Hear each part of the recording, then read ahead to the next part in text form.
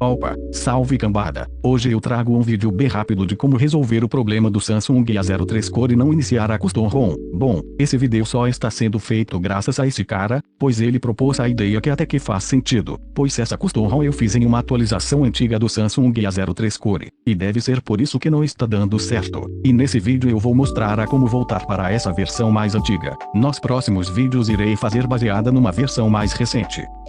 Caso você tenha pulado alguma parte do vídeo, ou não assistiu até o final, eu recomendo você fazer isso antes de fazer o tutorial desse vídeo, mas caso você já tenha feito igualzinho ao vídeo da Custom ROM, podemos prosseguir.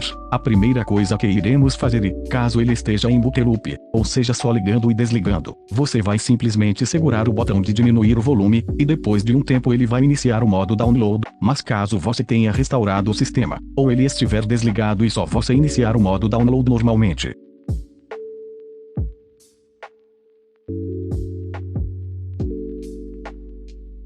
bom galera, esse vídeo não sei o porquê teve umas partes que ficaram bem bugadas, por favor ignorem. Aqui no PC, você irá baixar essa versão que eu usei para compilar, o link vai estar no comentário fixado, e bom, o que iremos fazer é fazer um downgrade para essa versão, e para isso, você vai no Odin, e seleciona os arquivos igualzinho como eu faço no vídeo.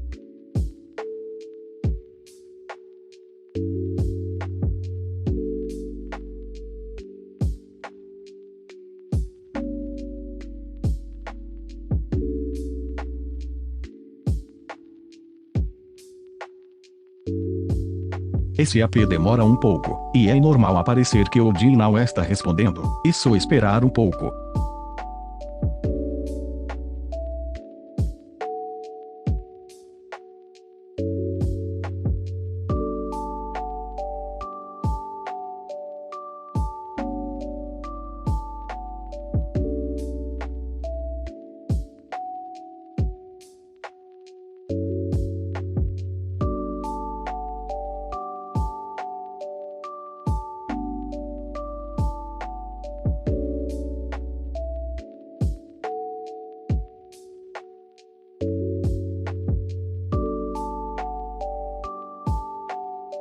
Depois disso, é só plugar o celular no PC, e dar Start. Depois disso você volta no outro vídeo, e é só repetir igualzinho eu mostro, que não haverá chances de dar erro. Bom galera, esse foi o vídeo. Foi bem rápido pois era só para ajudar as pessoas que não conseguiram instalar. Bom, comenta aí se deu certo. E para o pessoal que instalou, e não conseguiu, peço desculpas, pois eu não imaginei que isso poderia acontecer.